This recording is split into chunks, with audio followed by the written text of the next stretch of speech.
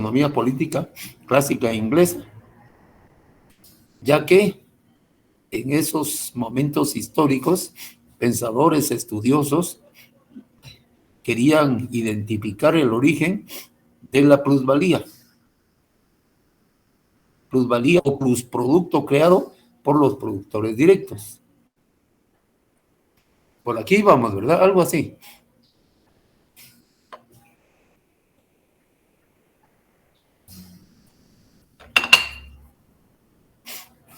¿Hablamos de los mercantilistas, compañeros? Buenas noches. Sí, licenciado, nos quedamos por Sí. los...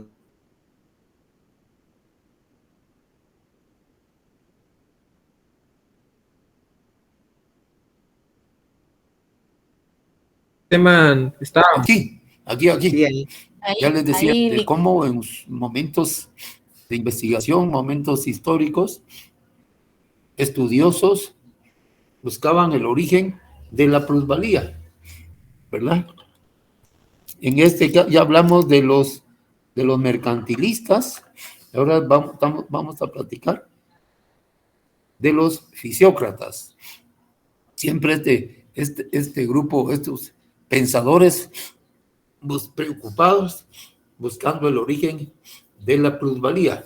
A grandes rasgos, plusvalías, a ver, si descomponemos la palabrita, plus más, valía más valor, ¿no? Este tema les dije también que con respecto a estos temas, los van a abordar en el próximo curso, y que el curso se llama precisamente Economía Política, ¿verdad? Esa es la situación. Entonces, pero aquí estamos haciendo solamente aproximaciones. Ahí tendrán chance de preguntarle al profesor de Economía Política. Decía, los fisiócratas buscaron el origen de la plusvalía en la producción y la encontraron en la agricultura. Pues hasta ahí estaban bien, pues, ¿verdad? Hasta este punto los fisiócratas estaban bien, pues estaban bien orientados, estaban bien ubicados, ya que encontraron el origen de la plusvalía en la agricultura. Pero hubieron ciertos sesgos, ciertas contradicciones. Ellos ignoraron la naturaleza del valor. Era necesario para identificar el origen de la plusvalía, debían de contar y tener claro en qué consiste el valor. No estoy hablando de precios, compañeros, estoy hablando del valor. Y siguiendo los fisiócratas, para ellos, o sea, según ellos, el valor es una cosa material que tiene la propiedad de satisfacer necesidades. Entonces ellos confundieron el valor como tal con un valor de uso. Y efectivamente, un valor de uso es aquella cosa, aquel objeto que responde a una necesidad nuestra, ya sea biológica o social, ¿verdad? Exacto. Toda mercancía, todo lo que produce la humanidad, es cierto, tiene un valor de uso. Tiene un valor de uso lo que produce, porque se produce para cubrir o satisfacer determinadas necesidades. Por eso se llama valor de uso. La mercancía tiene ese carácter. Toda mercancía responde, o es, mejor dicho, un valor de uso. Entonces, digamos, ellos, yo les digo, confundieron, para ellos el valor lo confundieron con un valor de uso. Entonces, si así fuera, entonces la plusvalía era para ellos un simple excedente material que podían perfectamente atribuírselo a las virtudes de la tierra y la naturaleza. Es decir, al confundir los fisiócratas el valor con valor de uso, llegan a esa conclusión. Es algo sencillo, es un excelente material. Y en la medida que es un excelente material, se le podía perfectamente atribuir a las virtudes de la tierra y naturaleza.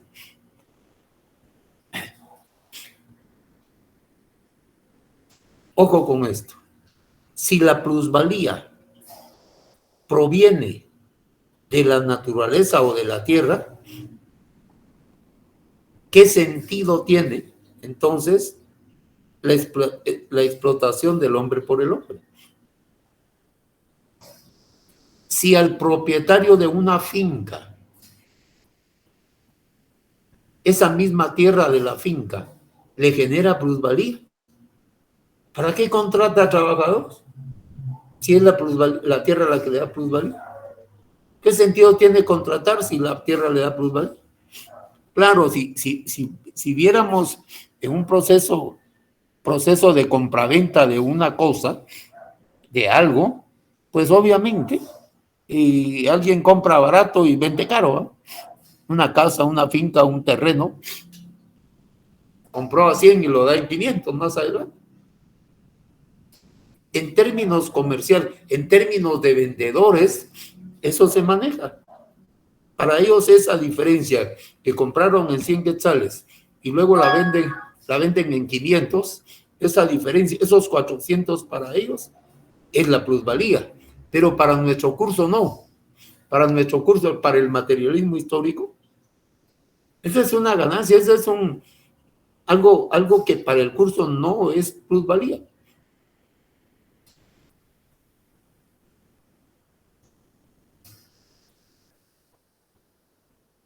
Entonces, en ese contexto, los fisiócratas le atribuyeron virtudes a la tierra y a la naturaleza que podían perfectamente generar plusvalía. Si vemos el párrafo de abajo, si la plusvalía proviene de la tierra, entonces, ¿por qué vemos el proceso de explotación del hombre por el hombre?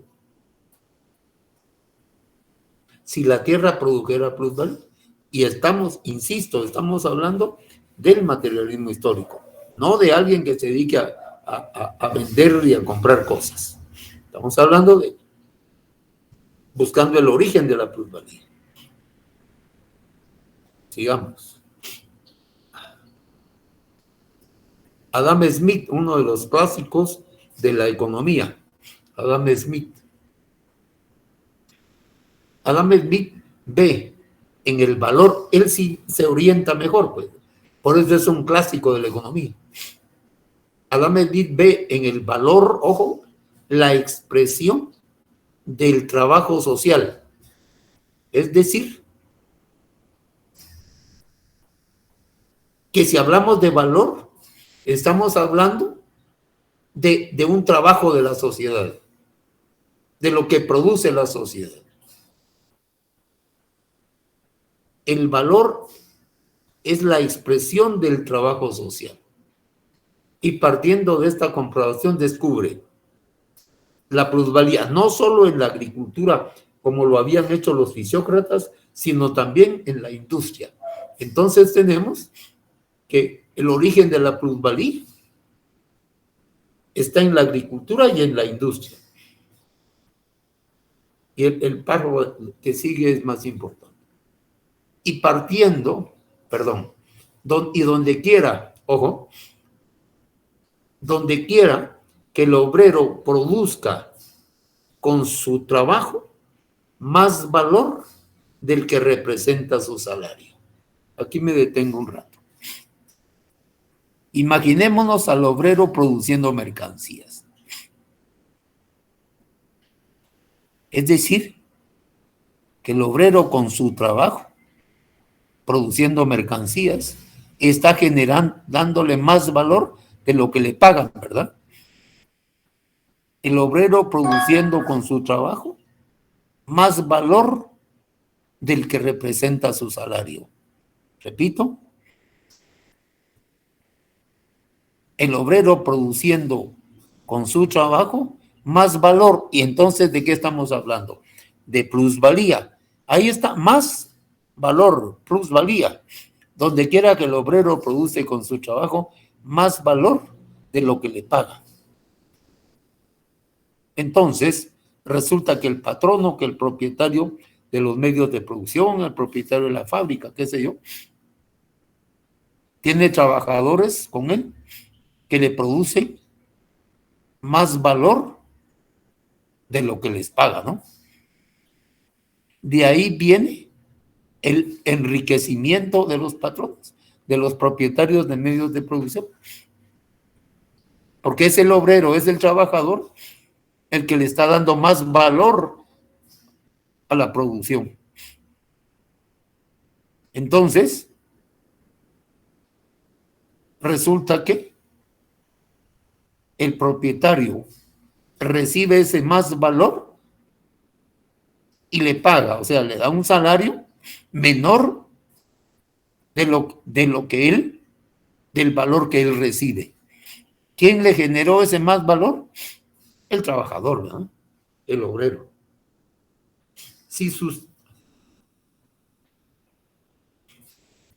Si quitáramos estas dos palabritas, más valor, y pusiéramos plusvalía, ¿cómo se leería? Donde quiera que el obrero produce con su trabajo plusvalía del que representa su salario. No se entendería más. Más valor. El obrero produce con su trabajo más valor. Repito, el trabajador, el obrero, el asalariado, pues, produce con su trabajo más valor del que representa su salario. A él le pagan 100, pero produce 500 o más. Más valor. ¿Quién se lo queda, compañeros? Ese más valor, ¿quién se lo apropia gratuitamente? El empresario, ¿verdad? El propietario de los medios de producción, el patrono, ¿verdad? ¿Voy bien? ¿Está claro, jóvenes? Sí, Espero que sí. sí. Sigamos. Y dice Adam Smith, comprueba que la ganancia del capitalista, de ese el dueño de la fábrica, pues, que la ganancia del capitalista, ese dueño, proviene de la plusvalía. La ganancia del dueño de la fábrica proviene de la plusvalía. Y que la renta, en el supuesto de que rente tierra, lo va a deducir de la ganancia. ¿Y quién generó la ganancia? La plusvalía. Y que la renta de la tierra se deduce de esa ganancia. Entonces, resulta que el trabajador, que el obrero, es el que da, el que genera plusvalía. No es la naturaleza ni la tierra. No es la naturaleza ni la tierra. Es el trabajador, el obrero, con su trabajo produce más valor de lo que le paga. ¿Verdad? ¿Estamos? Y tenemos aquí a otro clásico de la economía.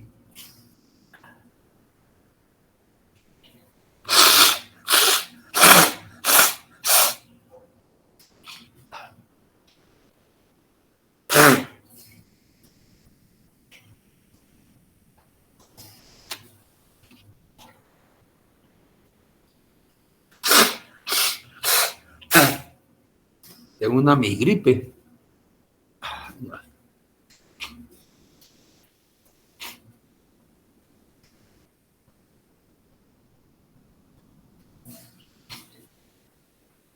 Les decía entonces que David Ricardo, otro clásico de la economía, con sus grandes aportes, como lo hizo Adam Smith también.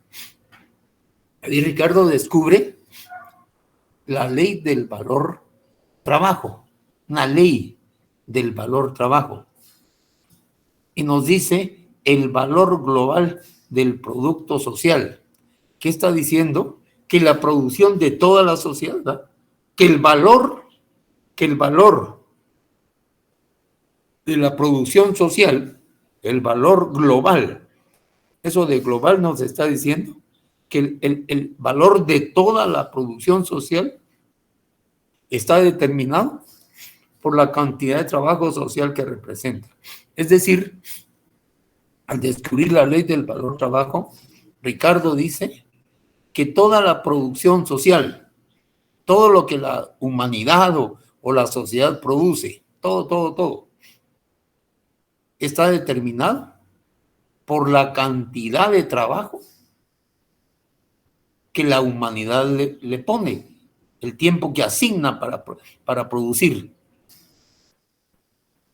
Repito, que el valor global de toda la producción social está determinado por la cantidad de trabajo de toda la sociedad. En otros términos, que el valor de la producción social está determinado por la cantidad de trabajo de la sociedad. Entonces, tenemos enfrente que lo que le está dando valor es la cantidad de trabajo social que le impregna a toda la producción que realiza, ¿verdad? ¿Se entiende eso, joven?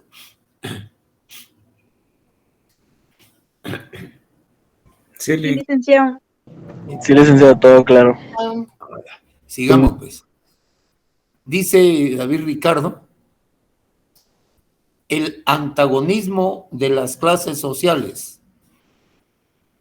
pueden incrementar el salario y la renta. Eso va a significar que la ganancia se disminuya, o al contrario, repito, al incrementarse los salarios y la renta, es decir, lo que paga el patrono, lo que paga el empresario, les incrementa el salario y resulta que subió la renta también. Eso se ve en la ganancia al disminuirse. Pero si lo vemos al contrario, la reducción del salario y el costo de renta, la ganancia se va a ver incrementada, ¿no? ¿Y cuál es la tendencia, jóvenes? A frenar el salario, ¿no?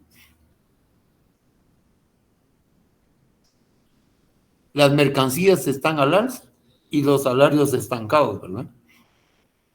Bajos, salarios bajos. Sí. Nos dice David Ricardo que la base económica, nos habla Ricardo, que la base económica de la lucha de clases, es decir, en tanto existan clases sociales, habrá lucha entre ellas, producto de la diferencia de sus intereses, diferencias abismales, contrapuestas, nada que ver los intereses de la clase burguesa con respecto a la clase proletaria. ¿Vamos bien, jóvenes? Para comprender mejor el aporte de Marx y Engels, creadores del materialismo histórico. Esa MH es materialismo histórico. Para comprender mejor el aporte de ellos dos, en función de las leyes de la sociedad, debe tenerse presente, dice, los errores o vicios de concepciones sociológicas anteriores. Algunos les llaman errores, otros les llaman vicios. Para efectos del examen que van a tener ustedes el 27, si encuentran la palabra errores o vicios, viene siendo lo mismo. Errores o vicios de concepciones sociológicas anteriores, y aquí los vamos a platicar. Aquí tenemos uno. Los sociólogos idealistas veían los acontecimientos históricos desde un punto de vista de los motivos ideológicos que impulsaban la actitud de los hombres. Es decir, que los sociólogos idealistas, al contemplar, al ver un acontecimiento histórico, su análisis estaba orientado a ver solamente qué motivos, qué formas de pensar, qué impulsó al hombre para ese acto. Este es uno de los estos son de los primeros, son 4, de los errores o vicios de las concepciones sociológicas. Estos son: los sociólogos idealistas solo miraban que los acontecimientos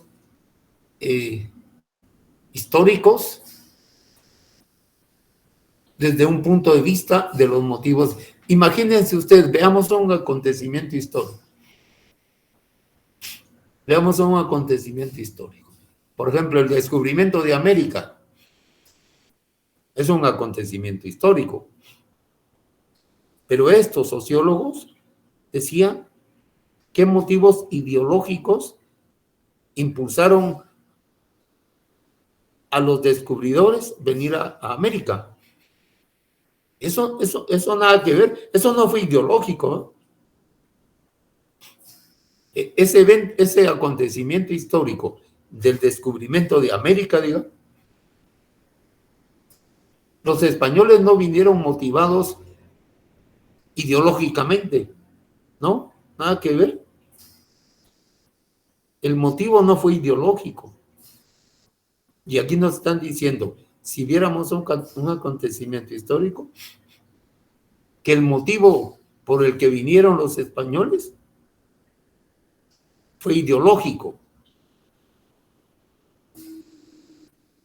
Eso los impulsó a venir a América. Es error, por eso se llama errores o vicios de concepciones sociológicas anteriores. Otro error u otro vicio: estas concepciones sociológicas separan, abren un abismo entre la sociedad y la naturaleza. Es decir, en la medida que se tiene esa información y se cree en ellas, lo que está haciendo está separando, dividiendo a la sociedad y la naturaleza. Es decir, concepciones sociológicas anteriores que fueron errores o vicios que interpretaron acontecimientos de esta naturaleza. El tercero, no se quiere reconocer el papel, estoy refiriéndome a concepciones sociológicas anteriores. No se quiere reconocer el papel decisivo de las masas populares en la historia. Fíjense, el hecho de no querer reconocer la participación de masas populares en la historia es un gran error, ¿no? Si no, miremos cómo se gestaron las revoluciones a través de la participación de grandes masas de personas. Las mismas guerras, las guerras mundiales, no se enfrentaron los generales y se agarraron a manadas, no, mandaron a cantidad de soldados, masas populares. Y si vemos una revolución, se me ocurre, pensaba citar de ejemplo a la Revolución Francesa, pero pensemos aquí en Guatemala, la Revolución de Octubre, del 20 de octubre de 1944.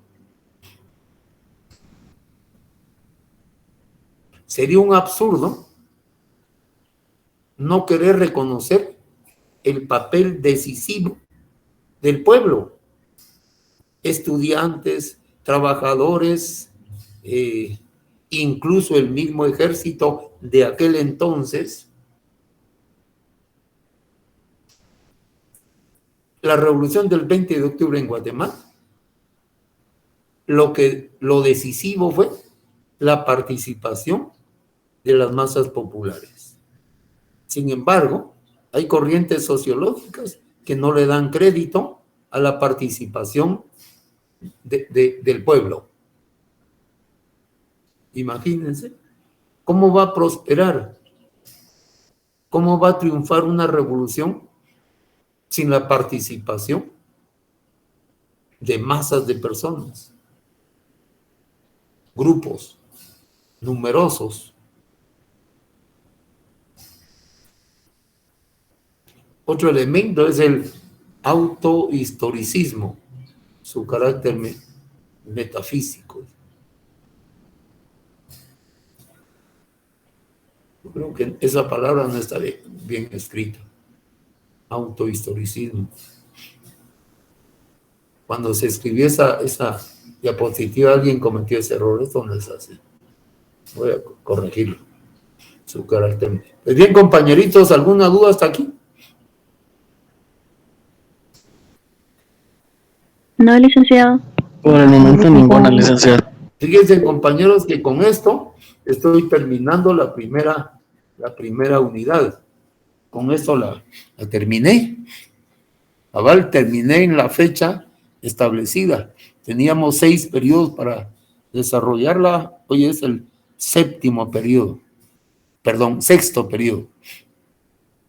Entonces estamos terminando la primera unidad y esta unidad es la que se va a evaluar el 27 de febrero.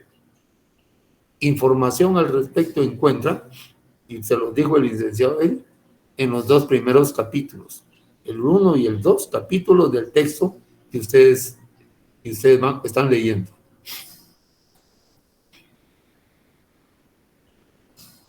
¿Me explico, jovencitos? Sí, licenciado. ¿Alguna duda hasta ahorita? Porque me voy a cambiar de tema. Y tal vez, aprovechando que están los compañeros, y a mí se me olvidó en el primer periodo, como ya hay fecha definida del primer examen, el trabajo de las biografías, no sé si se programa para el 3 de marzo, que sería el viernes después del examen. Para el examen quedan 20 días, ¿verdad? Ajá, sí. O sea, hoy 7 y es el 27. Las biografías ya las tienen terminadas, ¿verdad, compañeros? Ya, licenciado. Entonces, ¿para qué vamos a esperar hasta marzo? Ok. Recibámoslas y revisémoslas para darles lo que considero. Salgamos y como ya terminé esta primera unidad, voy a repetir eso, compañeros. Por favor, estudien el primero y segundo capítulo del documento del curso. Lick, disculpe, no se le escucha. No. ¿Y ahorita? Tampoco. Bien se escucha. Bien se lo escuchaba, licenciado. Bien se lo escucha. Compañerita, revisa tu audio. Decía que como ya con este tema terminamos la primera unidad y es precisamente la unidad número 1 que se va a evaluar este 27 de febrero. Y ya se terminó. Y yo les sugiero, desde el primer día de clases, que vayan leyendo conforme vamos avanzando. A esas alturas y con esta clase ya debieran de tener finalizada la lectura de los 2 primeros capítulos. ¿Verdad? Pero si no ha sucedido así, termínenlas. Hay que dedicarle un poco de tiempo a la lectura, jóvenes. Hay que hacerlo, ¿verdad? Bien, como ya terminamos esta unidad, nos vamos a darle inicio a la otra. Y estamos bien, jóvenes. Vamos en tiempo. Ahorita les voy a enseñar la otra unidad.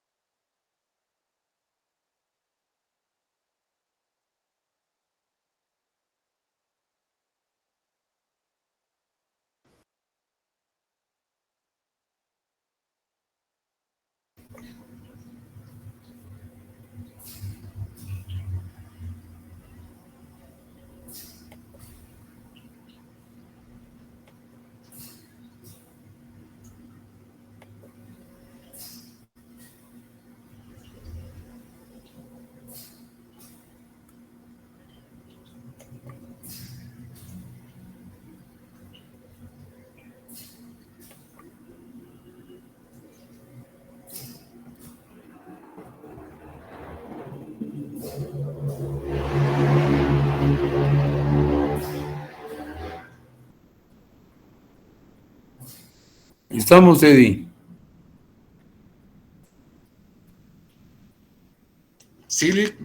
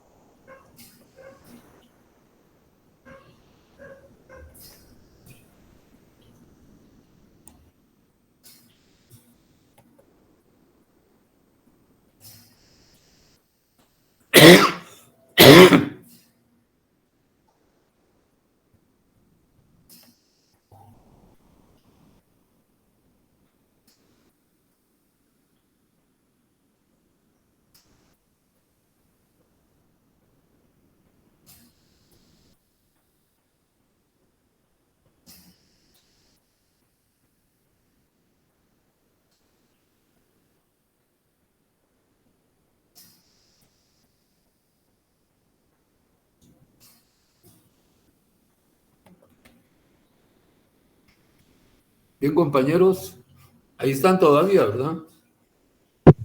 Sí, aquí estamos. Sí, licenciado. Aquí tenemos entonces la segunda unidad que se refiere a principios, categorías y leyes científicas del materialismo histórico. Vamos a empezar, ahí sí que con los principios. Cabe una aclaración acá, veamos. Principios teóricos o filosóficos del materialismo histórico. Y fíjense ustedes que la palabrita esta, principios, nos sugiere, pues dice como que fuera un punto de partida. Y no es así.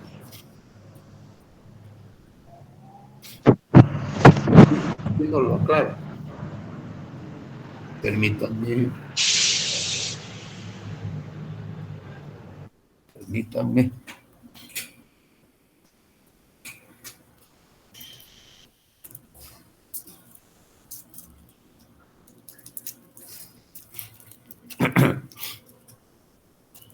Tengo que estar consumiendo estos dulcitos para que no me dé tos.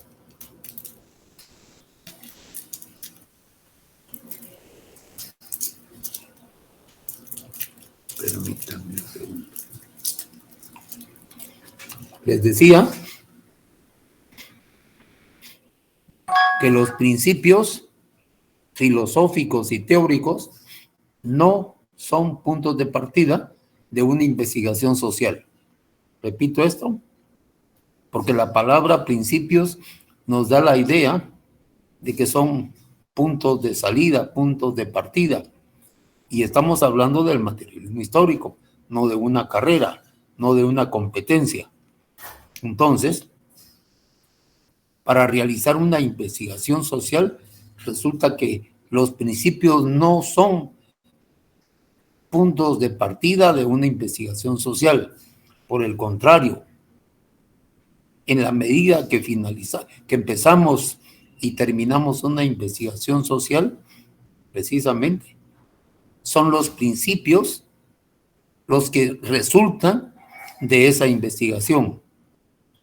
Repito, un principio teórico o filosófico no es el punto de partida de una investigación social, sino que son resultados. Los principios vienen a ser resultados de la investigación social. En la medida que se avanza en una investigación social y se concluye esta investigación social, el investigador estará en capacidad de formular los principios de esa actividad, de esa ciencia o de esa teoría.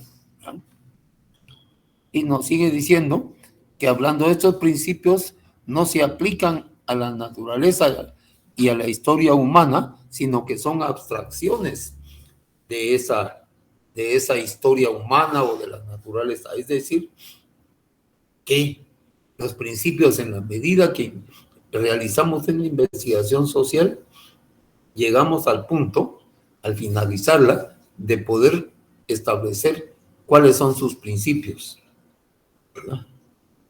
Y nos dice que no son aplicables a la naturaleza sino que son abstracciones de esta investigación, de esta sociedad, de esta historia humana. Son abstracciones, ¿verdad? Separar de la cosa, separar lo que queremos de la investigación de lo que la rodea, de los elementos que la rodean. Dice, la naturaleza y humanidad no se rigen de estos principios. Estos son verdaderos si concuerdan con la realidad social. Los principios vienen a ser el reflejo de la realidad objetiva. Cuando hablamos de la realidad objetiva, estamos aludiendo a la sociedad, a la naturaleza y al pensamiento. Entonces, los principios, al ser reflejo de la realidad objetiva, vienen a ser determinaciones ya comprobadas. Y si son comprobadas es porque se fundan en la verdad. Es decir, de que toda investigación social, todo lo que investigamos o leemos deben ser sometidos a pruebas para ver si son verdaderas. Y al ser verdaderas es la comprobación de un conocimiento. Entonces, los principios vienen a ser comprobaciones de la investigación. Son el reflejo de esa realidad objetiva. Los principios ya fueron comprobados en virtud de que se fundamentaron en la verdad. Dice, abstracción, conocimiento de una cosa, prescindiendo de las demás que están con ella. Una abstracción es algo mental, algo que realiza el investigador, ¿verdad? Del tema que está investigando.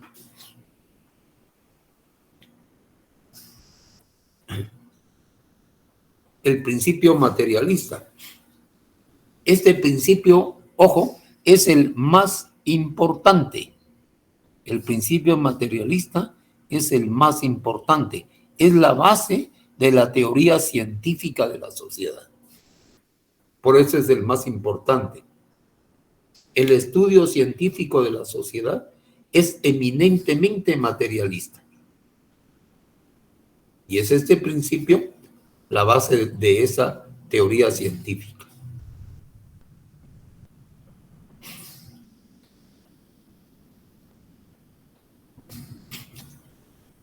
Al verlo, apoyarnos en este principio materialista con la idea de tener una comprensión materialista de la sociedad y distingue de otras corrientes del pensamiento social. Es decir, que hay otras corrientes sociológicas que abordan el estudio de la sociedad, pero a diferencia de otras es la comprensión materialista la que más se ajusta a la verdad, ¿verdad? Es decir, que el materialismo histórico, valiéndose de este principio materialista, distingue o diferencia la comprensión materialista de otras formas del pensamiento social. Entonces tenemos un pensamiento materialista y un pensamiento de otra corriente social. Y resulta que el estudio, que la comprensión materialista ha superado a otras formas de pensamiento social. ¿Por qué razón? Porque ha comprobado que el principio materialista del materialismo histórico es la base o fundamento del estudio de la realidad objetiva. Siempre con el principio materialista decimos que ese principio materialista explica y reconoce que la vida material de la sociedad, voy a leerlo despacio, que la vida material de la sociedad y ante todo el proceso social de la producción material no es simplemente uno de tantos factores necesarios de la vida social, sino la base material de la interacción de todos los fenómenos. Voy a detenerme un poco. Estamos hablando del principio materialista. Y ese principio materialista nos permite reconocer que la vida material de la sociedad, es decir, ojo, que la vida material de la sociedad es el proceso social de producción material. ¿Se entiende eso, compañeritos? Voy a repetir. La vida material de la sociedad es precisamente el proceso de producción material. Esa es la vida material. Reduciendo un poco el texto, el enunciado, la vida material de esa sociedad es su producción material. O dicho en otras palabras, la producción material de la sociedad constituye la vida material de la sociedad. ¿Se entiende, jóvenes? Sí, licenciado. Ok, me alegro. Entonces, estamos diciendo que si la vida material de la sociedad, es decir, el proceso de producción social, no es simplemente uno de tantos factores de la vida social. Es decir, que la producción material de la sociedad no es algo simple,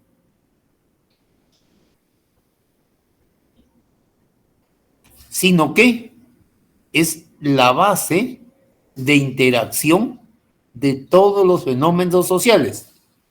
Dicho en otros términos, que la vida material de la sociedad, es decir, el proceso de producción,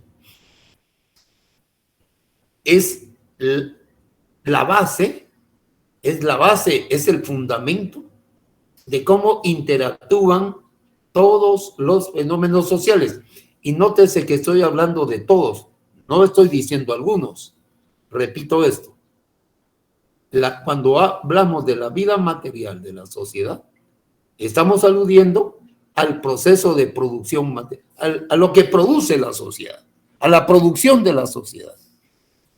No es algo tan sencillo, tan simple, sino al contrario.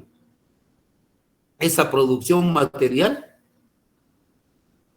es la base o el fundamento de cómo todos los fenómenos sociales interactúan. Y repito, estoy diciendo todos los fenómenos sociales. No estoy diciendo algunos. Estoy diciendo todos, todo lo que ocurre, todos los fenómenos sociales van a estar determinados por el proceso social de producción, que determina, dice, en última instancia, la esfera espiritual, lo mismo que todas las demás manifestaciones de la vida, toda manifestación de la sociedad.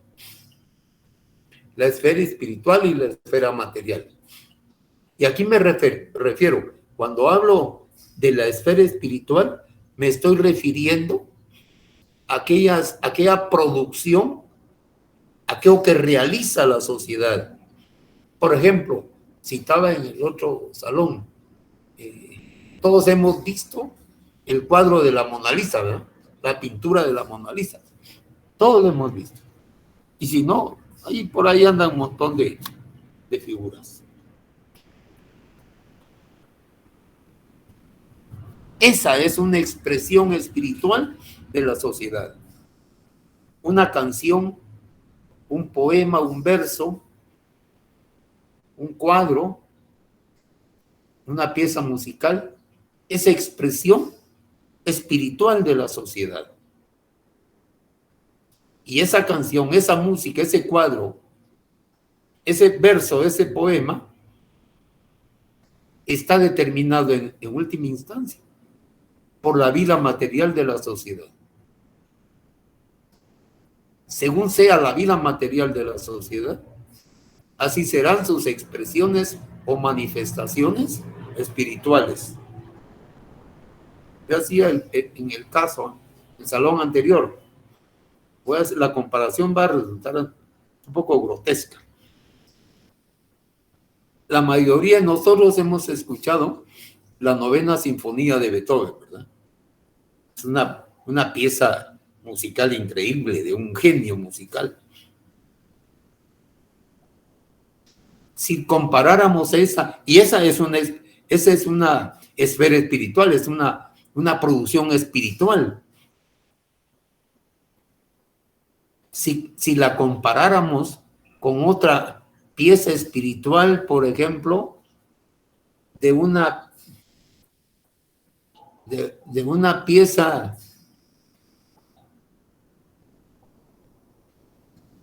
de reggaetón. Miren la comparación que estoy haciendo. Va a salir de su tumba Beethoven y me va a regañar. Entonces, estoy comparando a Bad Bunny con el gran Beethoven, ¿verdad?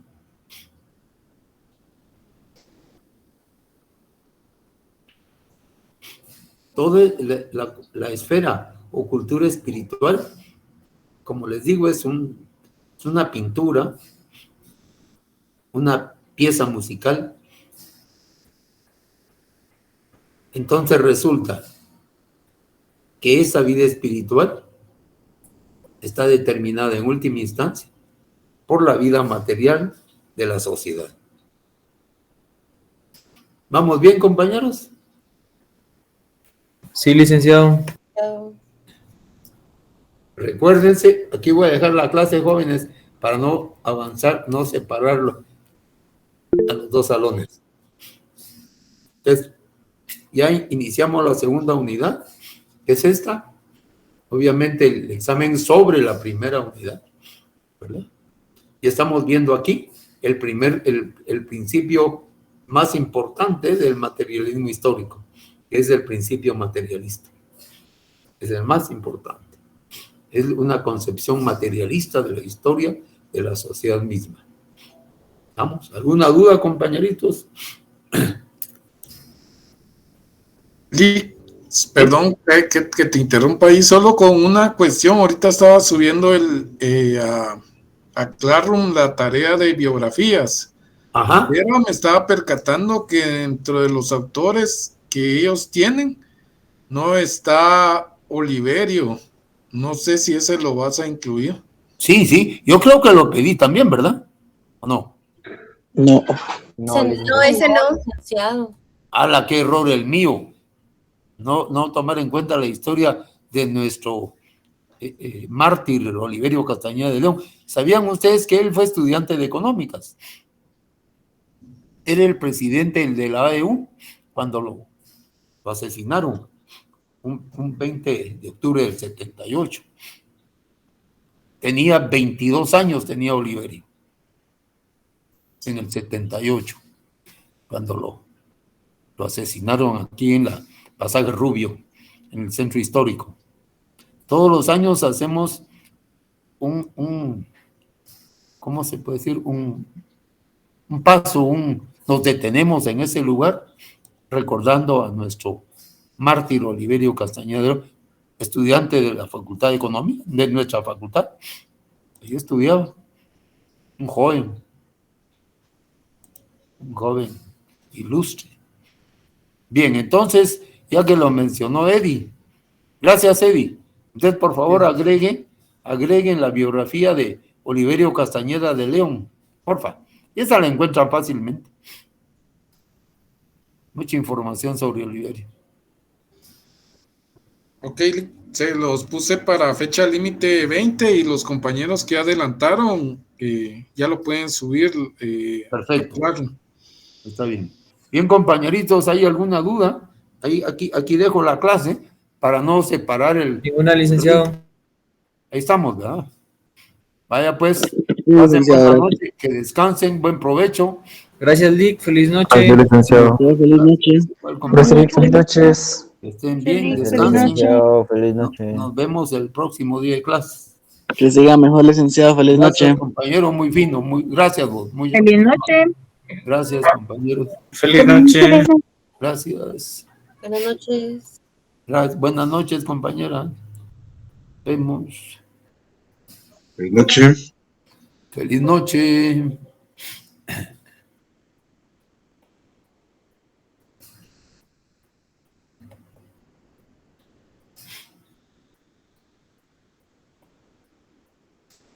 Licenciado, perdone.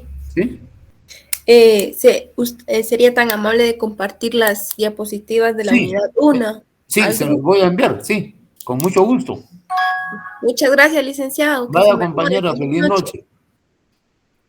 Feliz noche. Aquí tengo una solicitud. ¿Alguien quiere ingresar? Pero ya terminamos la clase. ¿Quién será? Gracias, licenciado. Feliz noche. Que siga mejor. Gracias, Linda, muy fina. Feliz noche, licenciado. Gracias, Feliz Araceli. noche, licenciado. Muchas gracias. Feliz noche, licenciado. Que siga mejor. Gracias, feliz noche. Ahorita me voy a tomar algo para la gripe. Qué bueno. Sí, gracias. Pasen buena noche, que descansen.